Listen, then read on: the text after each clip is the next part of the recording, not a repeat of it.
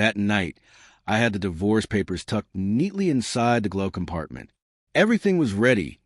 Signatures done. Dates filled in. I'd planned to file them on Monday morning. I'd even practiced the lines in my head. Calm, controlled, professional. We've grown apart. This isn't working anymore. That was supposed to be the end. But fate had other plans. And that night, I overheard something that changed everything. For months, my home had felt like a museum of what used to be love. Isla and I had become strangers under the same roof. Our conversations were limited to bills, groceries, or schedules. Dinner was a quiet routine we both endured. The laughter we once shared had vanished, replaced by a heavy silence neither of us dared to break. It all started when I lost my job after 20 years at the same company. One day I was part of something. The next, I was replaceable. I told myself I'd bounce back, but weeks turned into months, and the weight of my failure grew heavier. I saw the disappointment in Isla's eyes. She never said it aloud, but it was there every time she looked at me. Then came the small changes, the secretive smiles at her phone, new perfume, late-night texts, longer showers. I wasn't stupid. I knew what those signs usually meant. Still, I didn't confront her. Not yet. Maybe I was afraid of confirming what I already suspected. I checked her phone once while she slept. No messages, no photos, but her call log was gone. That silence told me enough. I decided I'd end things quietly. No drama. No revenge. Just walk away with what little dignity I had left.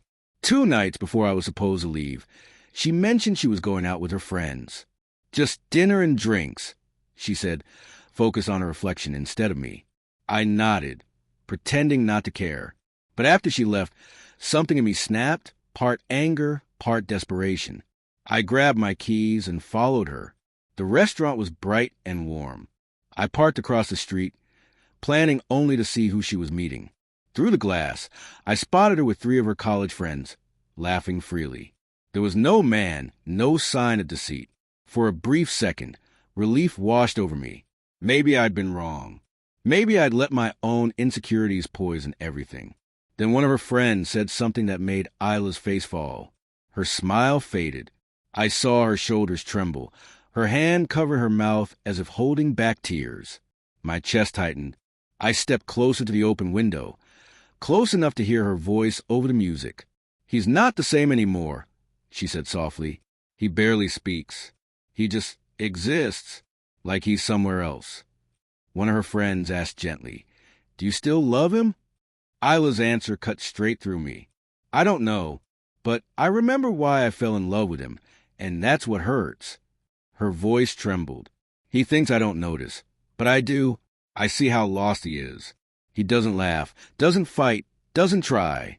It's like he's given up on himself and on us. I know I've been distant, but it's not because I stopped loving him. I just don't know how to reach him anymore." She wiped at her eyes, forcing a laugh through her tears.